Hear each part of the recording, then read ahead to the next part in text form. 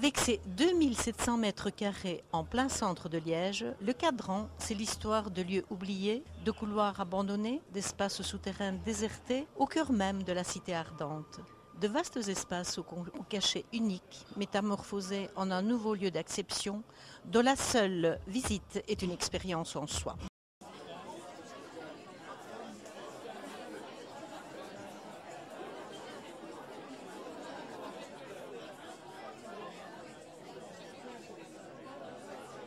Monsieur Marcourt, que pensez-vous de l'initiative de cette équipe de jeunes pour réaffecter cet immense espace qu'est le Cadran? La capacité de réattirer de la population ici au centre-ville, donc c'est très important d'avoir des lieux comme ceux-ci qui viennent compléter le Kron Plaza qui n'est pas loin, Mnema, et donc ça fait tout un ensemble de lieux où on pourra faire de l'événementiel, ça renforce l'attractivité du centre-ville et c'est très important. Ces événements sont destinés à la culture, au commerce, au business, c'est un peu dans tous les domaines? Je pense que ça peut vraiment être dédicacé à tous les domaines et qu'ici on peut effectivement avoir des entreprises qui font des séminaires ou des manifestations culturelles, des manifestations commerciales comme vous le dites. C'est vraiment un lieu qui est polymorphique et qui permettra vraiment de répondre à une attente, je pense. Il manquait de lieux comme ceux-ci au centre de la ville. Cet espace-ci, au départ, c'était l'ancienne gare de Liège-Palais?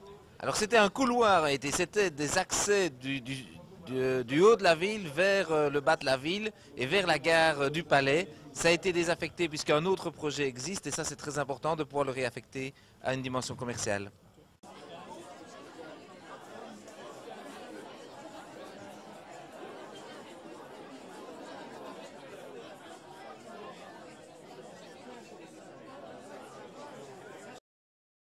Vous faites partie de l'équipe de jeunes qui a lancé ce projet ici, le Cadran. Comment est née cette idée? Alors, l'idée remonte à déjà,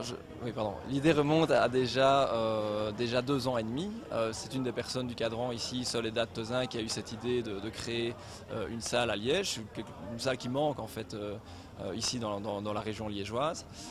Et puis petit à petit elle a fait de la prospection, l'équipe s'est construite, on a découvert cet endroit, un permis unique a été délivré pour le réhabiliter et puis voilà, les choses ont continué sur cette voie-là.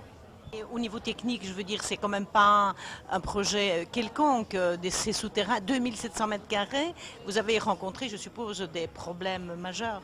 Il y a eu beaucoup de problèmes qui ont été réglés en équipe.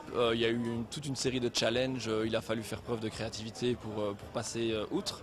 Un exemple, par exemple, c'est le système de springlage en cas d'incendie.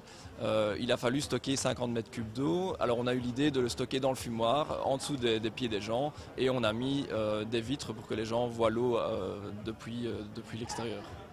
Donc pas mal de projets au niveau culturel, si j'ai bien compris ce centre-ci. Voilà, c'est une salle événementielle et culturelle donc qui repose sur 2 piliers, un pilier business corporate et un pilier culturel.